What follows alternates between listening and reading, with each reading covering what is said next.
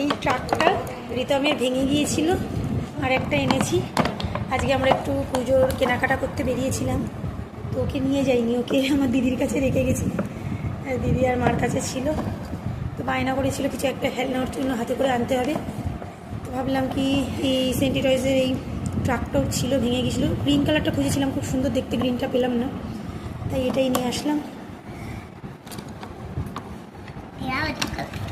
অনেকদিন খেলেছিল ট্রাকটা, তারপরে এই মাঝখানে চাকাগুলো নষ্ট হয়নি, এই জায়গাটা থেকে খুলে আলাদা হয়ে গেছিলো নিচের চাকাটা। আর এটা অনেকদিন চলেছিল, এত মন খারাপ বলে।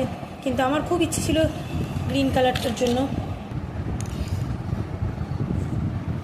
দাঁড়াও মা, একটু দেখিয়ে দিই। আগেও একটা ভিডিও আমি করেছিলাম, ছাড়ো একটুখানি ছাড়ো।